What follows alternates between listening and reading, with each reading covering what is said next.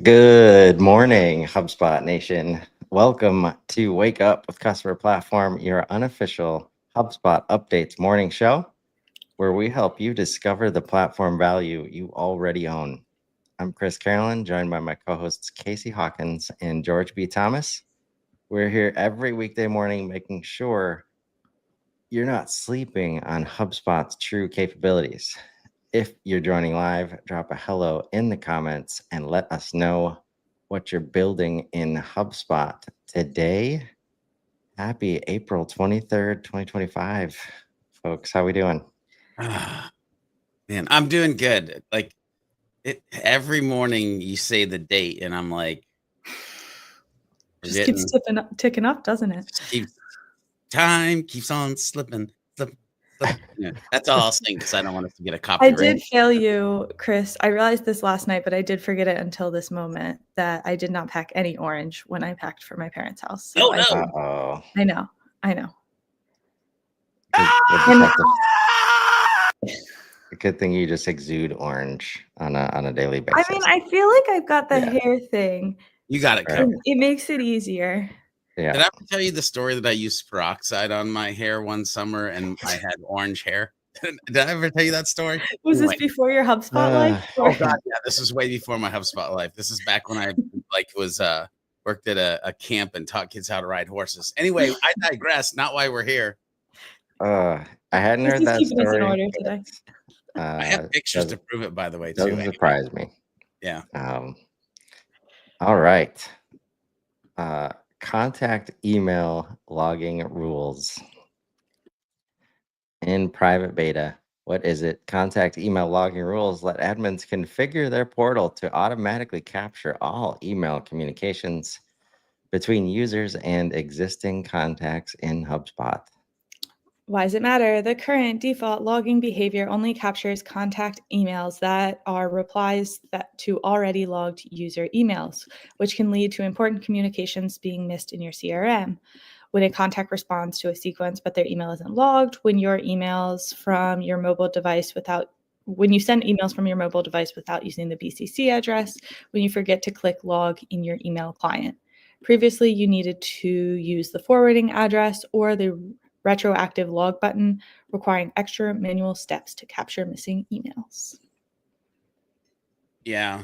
You if you're watching this or listening to this, you'll want to scroll down to the how it works, because it literally talks about if you choose the new logging behavior, be aware of these key differences, and just read those 3 bullet points in your portal before you turn this on.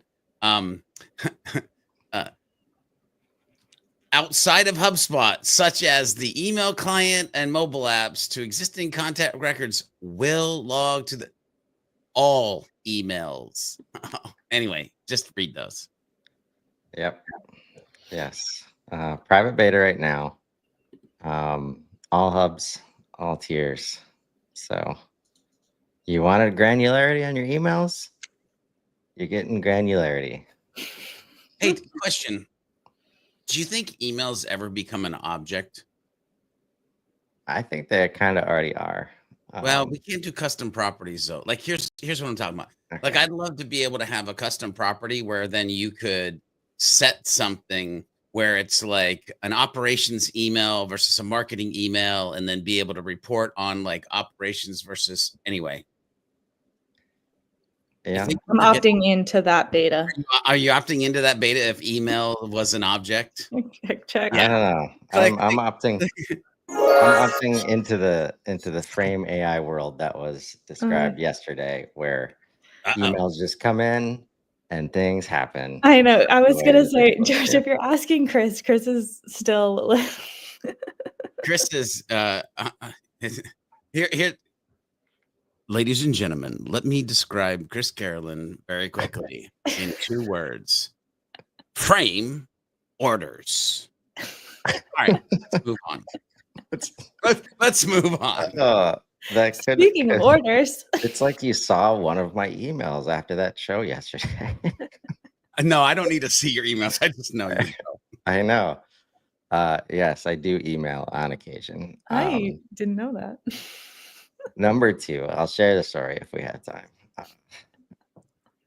Legacy Shopify integration, upcoming sunset, medium impact, massive impact if you are actually using Shopify Right. integration. But there's a new one. What is it? Previously announced on February 25th, HubSpot will discontinue support for the legacy version of the Shopify integration on May 15th, 2025. As a reminder, to ensure uninterrupted service, please install the new Shopify integration powered by DataSync before this date. A built-in migration wizard is available in the Shopify app within your HubSpot portal to guide you through the process of installing the integration, migrating your workflows and sync settings, and uninstalling the legacy integration. For more detailed instructions, please refer to this knowledge base article. Why does it matter? In 2023, we introduced a new and improved Shopify integration powered by DataSync, featuring an enhanced data model with dedicated order and cart objects designed to accurately represent e-commerce data. This integration supports two-way syncing for contacts and products, offers advanced sync settings, and provides detailed insights into syncing errors. As we sunset the legacy integration, we encourage all customers to migrate to the new integration to take full advantage of these robust capabilities. 2 things to be aware of if this is you, if you have to worry about this. Deals versus orders. Educate yourself on that and how it's going to change your processes. And then this wizard works when custom properties are set up well between deals and orders in a very matchy kind of way. If you don't, go ahead. So here's what's cool too, like, because I didn't know this, but this is why I love this show, by the way, is it forces me to dig in. One of the things I love about the Salesforce HubSpot integration, I know that's not what we're talking about, just stick with me for a second, is the fact that there's visual force, meaning you can put HubSpot inside of Salesforce. I literally went over to the Connect HubSpot and Shopify, like the new page. And there's a part where it talks about use HubSpot marketing tools in Shopify. And there's a screenshot where you literally see live chat, forms, contacts, like these HubSpot features inside of Shopify. So like you might want to just dig in and check this out and actually be excited that it's being sunset because of the new thing that you're going to have access to, because it's so just click on that. Right click. Shopify integration powered by DataSync down there towards the bottom, Chris, or that one probably, but they're probably the same. Right click, open a new tab. And then if you scroll down, maybe about towards the end of the page on this new page, you're going to see the screenshot that I'm looking at, which is like, boom, here it is in Shopify. By the way, I can also say this is why I like the WordPress integration, because HubSpot is in WordPress. HubSpot is in Salesforce. Now HubSpot is in Shopify. Ladies and gentlemen, do you see a pattern? And if you follow this show historically of like how it's like, we don't expect you to be here because we're going to be there, like mentality that's happening. Anyway, I digress. Let's keep rolling. I know we got a hard stop. Yes. Agreed. There are lots of great reasons to migrate and to get this going as soon as possible. Just be ready for it not to be a click of a button easy to migrate over to the new sync. And I'll be doing part 2 with Stefan Loncar on Monday to talk about deals versus orders in our 4-part series about the Shopify integration. Last time we talked about the role of HubSpot and the role of Shopify and getting that well understood in your organization in order to make this integration work and understand native versus custom and exactly what changes we're making. Part 2 is going to be about deals versus orders. Go fig. Yeah. I listen to that, honestly. Enrich company properties in the missing data app. What is it? Introducing data enrichment capabilities for companies in your missing data tool. enabling you to automatically fill gaps in your records using trusted external data sources. This powerful addition transforms the missing data tool from a visibility solution into an active data completion engine. Why does it matter? Incomplete data records limit your ability to make informed decisions and can cause downstream issues in reporting and analytics. By integrating enrichment capabilities directly into the missing data workflow, teams can now proactively address data gaps without switching between multiple tools or manually researching missing information. This not only saves time, but also ensures higher data quality across your organization. Powered by Breeze Intelligence.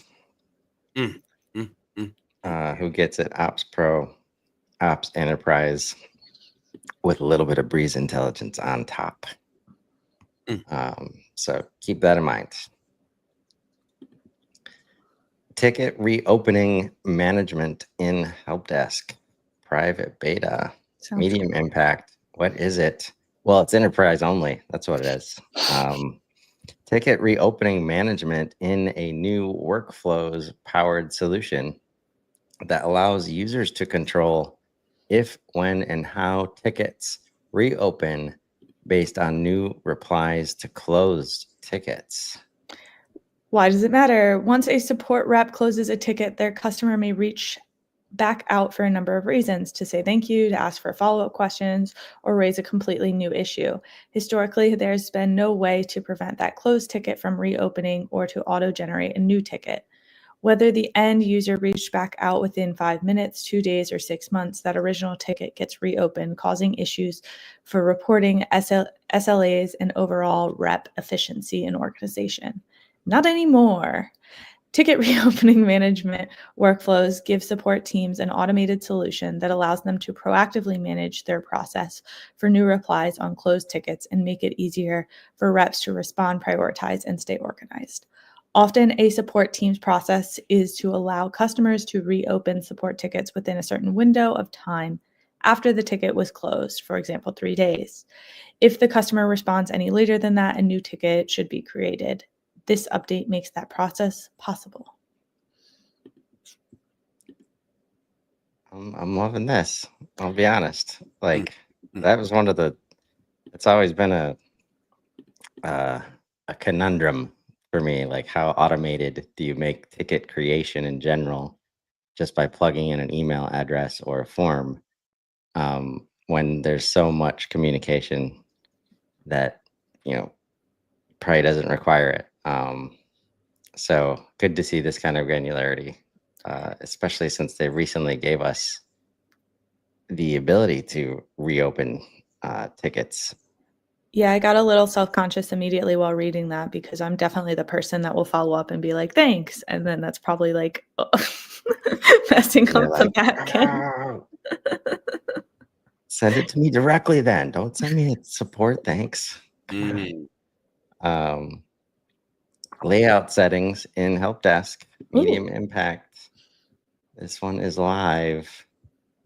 What is it? New Help Desk layout setting options and usability improvements are available to help support teams navigate smoothly around the workspace and be more efficient as they troubleshoot, respond, and resolve their tickets. This release includes 3 updates: layout settings, new preview panel, and UI enhancements. Why does it matter? Support reps need to feel grounded and focused in their workspace, and being able to choose a default home base that suits their working style will allow them to navigate more easily, find the information they're looking for quickly, and deliver better customer experiences at scale. Man, I think we saw this one. Here's what I'm going to say, though. Like this, again, I love this show and I love being part of it. If you've been sleeping on Service Hub, man, just knock it off. Like, the thing that I keep coming back to as I see like these layers of updates that are happening is there is a group of humans actively working on Service Hub, Help Desk, tickets, like all the things to just this joint is about to pop off, man. Like I wouldn't be surprised if when in the next year and a half, you see people coming into the ecosystem through Service Hub. Like we've gone through a transition where it's been like, it's all marketers. And then all of a sudden some of us started to freak out like, oh my God, salespeople are coming in and they didn't buy Marketing Hub. Like what's going Just wait till you have to onboard somebody and the only thing they purchased was Service Hub. And like, they're going to grow into the rest of it. Yeah. It is already happening for sure. And I've already heard of an agency that niches specifically just for Service Hub. So yeah, kind of a big deal. Folks throwing the success workspace too. And powerful post-sales management inside of HubSpot. Permanently delete unused and unfilled properties. This one is live and brand new with low impact. Does this feel like we've seen this at all ever? I feel like it's brand new. It is brand new. Okay. What is it? There's now one less step in data model cleanup. You can now permanently delete properties with 0% fill rate and 0 usages without first needing to archive the property. Why does it matter? This will enable admins to clean their property data models with fewer clicks. If a property is unused or unfilled, you will no longer have to archive it first, then delete. Instead, you can delete permanently. Deleting permanently allows you to ensure the property is immediately deleted from your portal and not restored at a later date. I don't know how I feel about this one. I'm a little nervous, Nelly, though. So I'm not nervous at all. I was actually, I thought this was going to be something else. And maybe this exists. And if it does, I apologize. Listen, HubSpot has gotten really big. And even I, like, as somebody who has been in it for years, I'm like, oh, shoot, you can do that now. Okay. I thought this was going to be like a report that it would deliver me and show me all of your unused and unfilled properties. And I might be able to see like 7, 10, 27,000 of those and be like, delete and just like get rid of them. That would be dope. No, it's definitely in the data quality area. Data quality. What a sleeper section. Oh yeah. Oh, this is super powerful. So we're in this demo portal here. We see a lot of these fill rates used in at 0 and view details. Action. Let's say edit. No, I'm going the wrong way here. I digress. Somewhere in here is where, first of all, just the fact that I think it's a revelation for most people out there that you even have access to this. By the way, data quality tools, very easy to see. I don't know.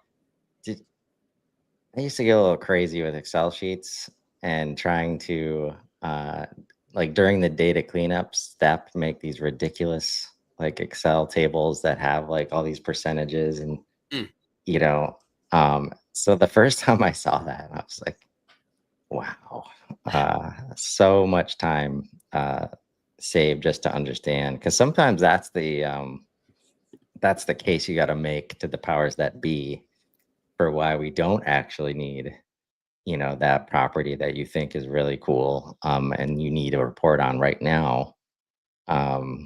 Sometimes after the report, it's like, oh, this is why the data doesn't actually matter because we've got 5% of this field filled in. So don't get too excited. So very cool. Yeah, check out data quality. New Jira app powered by Data Sync, public beta, low impact. What is it? You can now connect your support and development teams with our new Jira app. This app provides automated two-way sync between your HubSpot tickets and Jira issues, as well as ticket notes and issue comments. And when combined with Operations Hub Starter, you can create custom field mappings to tailor the app to your organization's needs. Why does it matter? Our new Jira app significantly improves upon the previous version by providing enhanced visibility and automation between your support and development teams. You'll now enjoy real-time updates between HubSpot and Jira, eliminating the need for manual workflows and creating seamless communication channels. The automatic syncing of ticket notes with issue comments keeps everyone informed and aligned regardless of which platform they're working in. Am I the only one that feels like that's a weird pairing? HubSpot Starter and Jira? Maybe not. Okay, maybe. Yeah, okay. Well, I think the Get out of here, George. I'm sorry. I'll shut up for the rest of the show. I mean the starter part is definitely just to highlight the fact that unlike most data sync apps, like the ability to customize the field mappings is not always there. Right.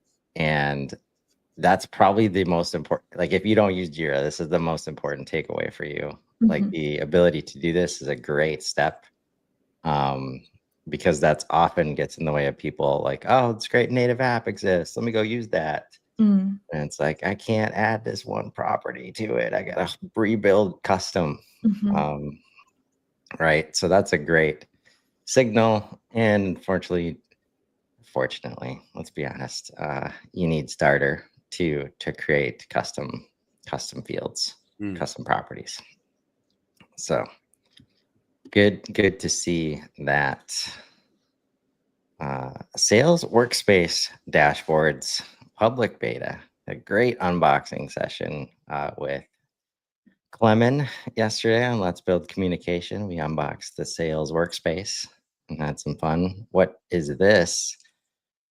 Custom sales dashboards can now be embedded directly within the sales workspace, allowing teams to view key metrics without leaving their workflow. Why does it matter? Save time by accessing critical data directly in your workspace without switching between different applications, make faster decisions, visualize important metrics at a glance, enhance collaboration, share consistent data views with your team to ensure alignment on key performance indicators. Yeah, just one thing I'll say here that you want to be careful of is when you do go to select the existing dashboard that you put in there, there's a checkbox that says, I confirm that all sales workspace users will have view access to this dashboard. So stop and think about what that means, and what they'll be able to view and what that dashboard should be based on what you want them to view. Like there's some stop and strategize on what should actually live there, since it's going to be across multiple humans. Oh, hang on. I can't do it. I got humans. Yeah. So just stop, think, strategize as you're adding this dashboard functionality. Yes.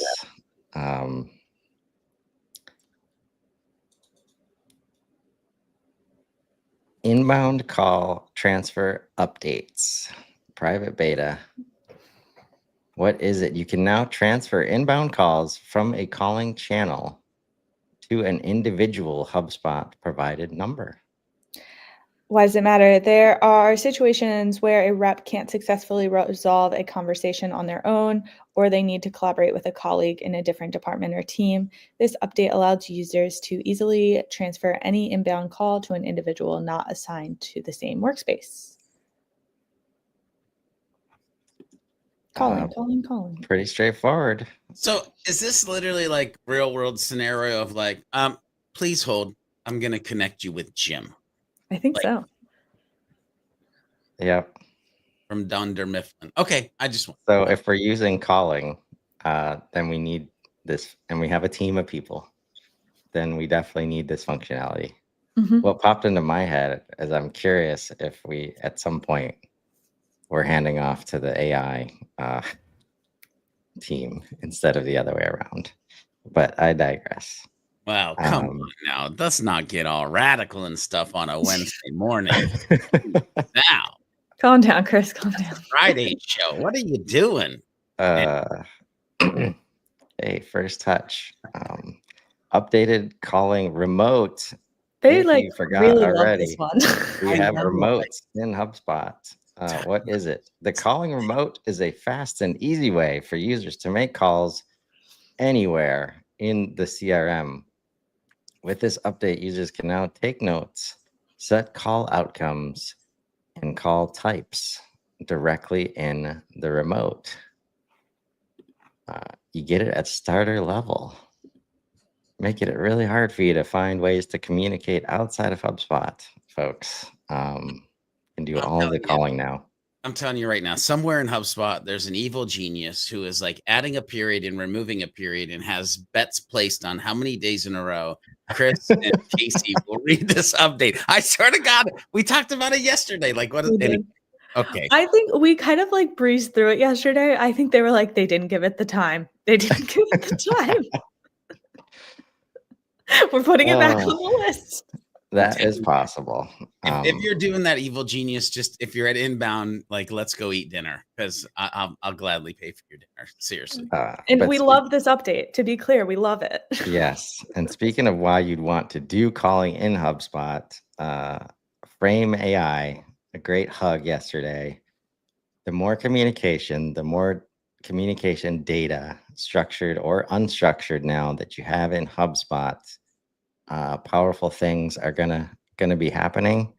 And Frame is all about taking those unstructured call transcripts and emails and turning them into action and insights. And the email exchange I had yesterday, I'm working with the Commerce Hub team to figure out how we educate, around quote to cash.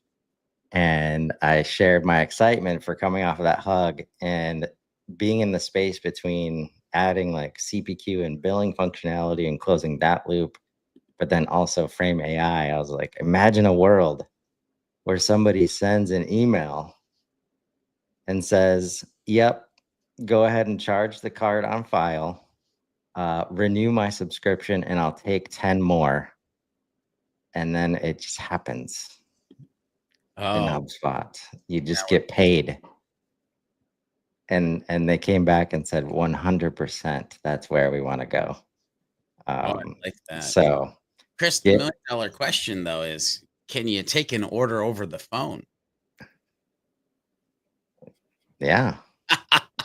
I just needed to get orders back in there. Hopefully, my AI will be able to do that too. There you go. Saw my first article today mentioning AI agents as customers and what we're going to do about that. So that is a great place to wrap for today. Remember, folks, you probably already own the solution you're looking for in HubSpot. And yeah, it might be calling. It might be using phones. Sometimes you just need to wake up to it. Join us tomorrow morning as we continue exploring what's new in HubSpot. Drop your biggest takeaway in the comments and let us know what capabilities you want us to wake up to next. Until then, I'm Chris Carolyn. I'm Casey Hawkins. And I'm George B. Thomas.